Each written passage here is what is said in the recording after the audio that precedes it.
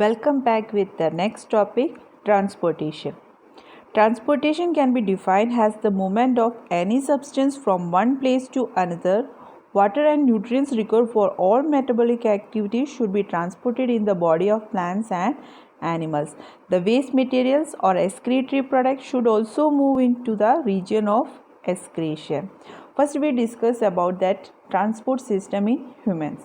All part of the multicellular organism need a supply of different substances like oxygen and nutrients, and the removal of metabolic waste is produced in them.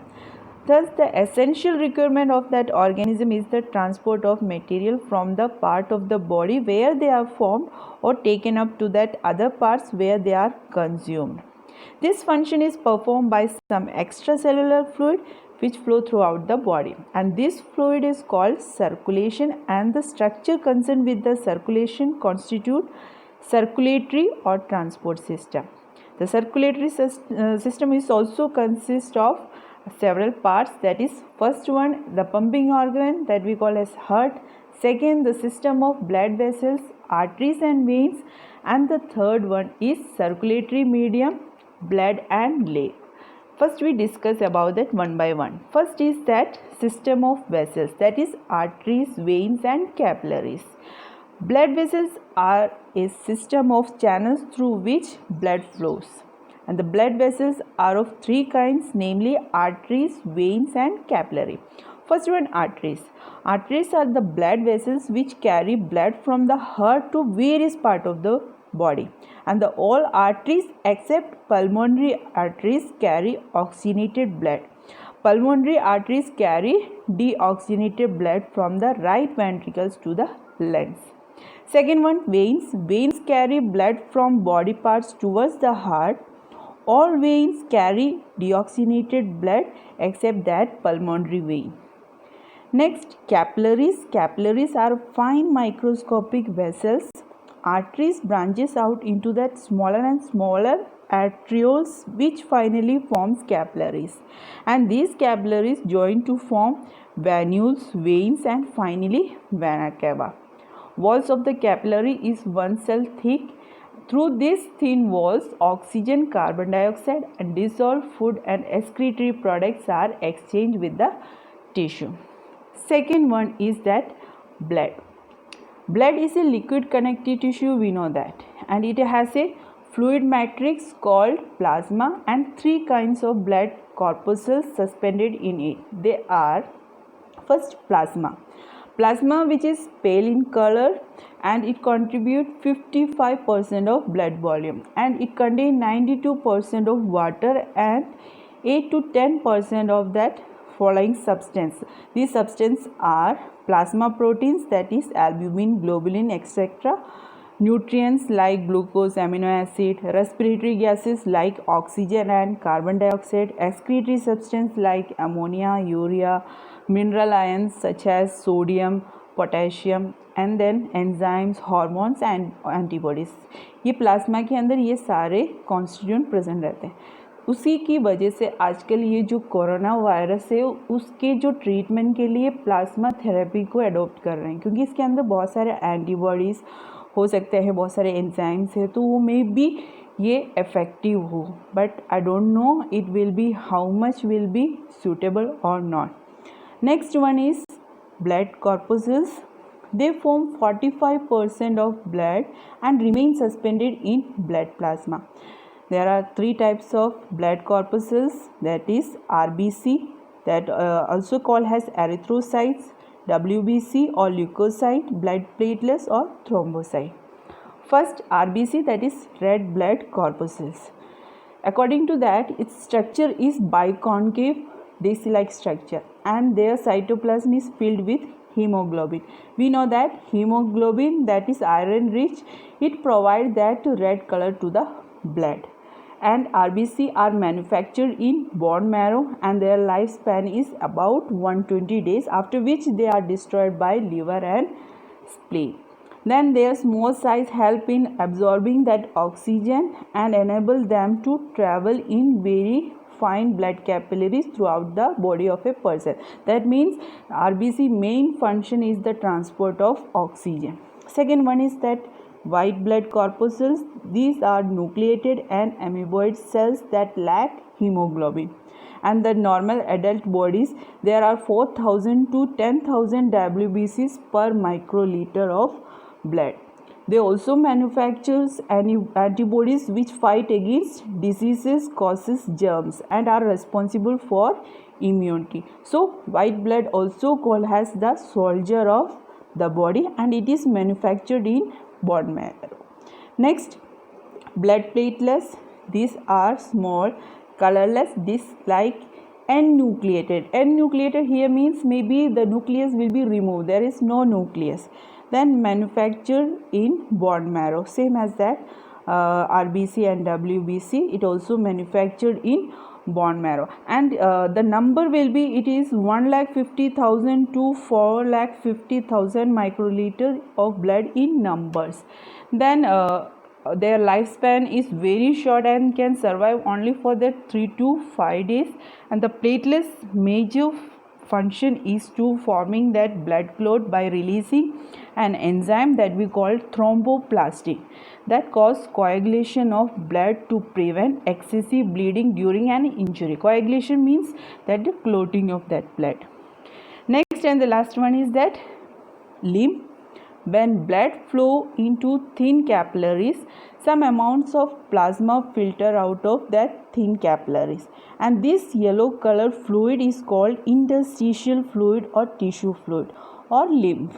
Okay, as it bathes the cells and lies outside the cells, lymph also called extracellular fluid.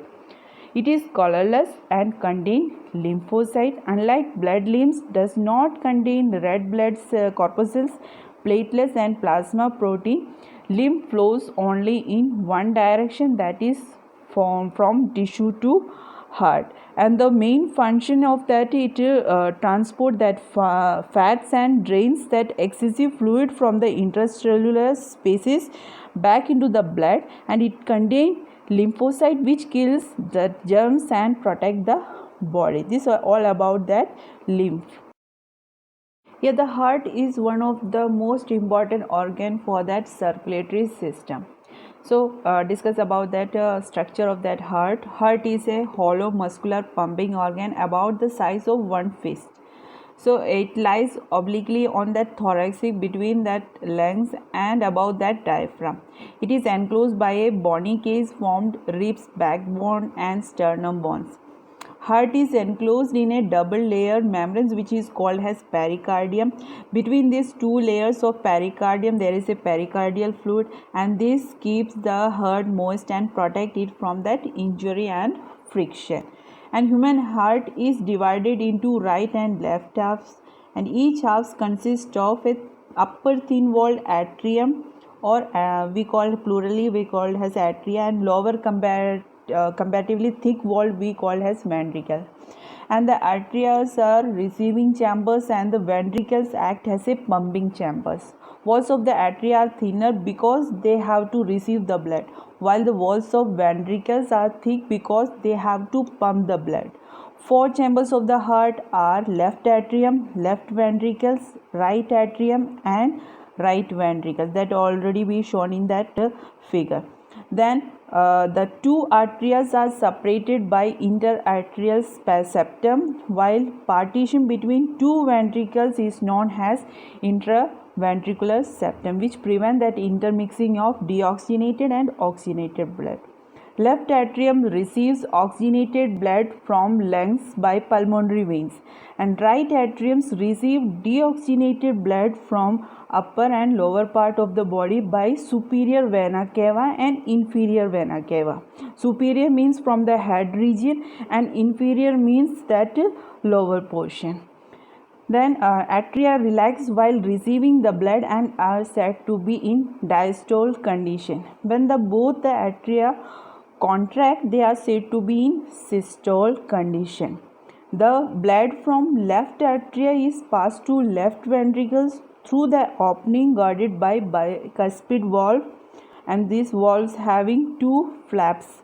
Similarly, the blood from the right atrium is passed through the right ventricle. The opening is guarded by tricuspid valves. Both the ventricles relax while receiving the blood from the atria. Then both the ventricles contract, that is ventricular systoles. Both bicuspid and tricuspid valves close so that the blood cannot move back to that atria. Oxygenated blood from left ventricle is passed to the body by aorta, and the deoxygenated blood from the right ventricle is passed to the lungs for oxygenation by pulmonary aorta, which divides into left and right pulmonary artery. At the base of each aorta and pulmonary aorta are present three semilunar cusps, that is semilunar valves, which prevents that backward flow of blood from aorta. Simply मैं आपको वैसे बता रही हूँ कि how the circulation means here the term we call that is single circulation and double circulation. Double circulation हमारी body में होते हैं. सिंगल सर्कुलेशन डायरेक्ट हमारे जो फिश के हैं डायरेक्ट जो ब्लड है वो गिल्स तक पहुंच गए. बट डबल सर्कुलेशन में हमारे जो हार्ट के अंदर 2 बार एंट्री हो रहे हैं ब्लड का, तो यहाँ पर डबल सर्कुलेशन होता है. सो double circulation is again be classified into 2, that is systematic circulation and pulmonary circulation. Systematic circulation in which the oxygenated blood from the left ventricles to the tissue capillaries. जो oxygenated blood है वो left ventricle से कहाँ पे पहुँच रहे हैं, left capillaries में, एंड उसके बाद टिश्यू कैपिलरीज में. देन पल्मोनरी जो सर्कुलेशन है उसमें क्या होता है, जो हमारा ब्लड सर्कुलेशन कहाँ से स्टार्ट होता है, राइट एट्रियम से लेफ्ट एट्रियम तक. तो ये 2 स्टेप्स के थ्रू क्या होता है, ब्लड का एंट्री हार्ट में रिपीटेड हो रहा है. नेक्स्ट वन, सर्कुलेशन कैसे होंगे, तो हम सिंपली देखेंगे जो हमारा जो ऑक्सीजन रेस्पिरेशन के प्रोसेस के बाद जो हमारे ऑक्सीजनेटेड ब्लड है वो लंग्स के थ्रू पल्मोनरी वेन के presence means pulmonary vein carry करके वो लेफ्ट एट्रियम में पहुंचा देते हैं. Then left atrium to left ventricle और वो ऑर्टा के थ्रू बॉडी ऑर्गन्स में पहुंच जाएंगे, डिफरेंट ऑर्गन्स में. उसी तरह जो डीऑक्सीजनेटेड ब्लड को है वेना केवा आपके राइट एट्रियम में लेके आएंगे और वो राइट एट्रियम से वो राइट वेंट्रिकल्स और पल्मोनरी आर्टरी के थ्रू राइट वेंट्रिकल से वो लंग्स में पहुंचेंगे. तो ये सर्कुलेशन कंटिन्यूस होंगे. This is the mechanism of blood circulation.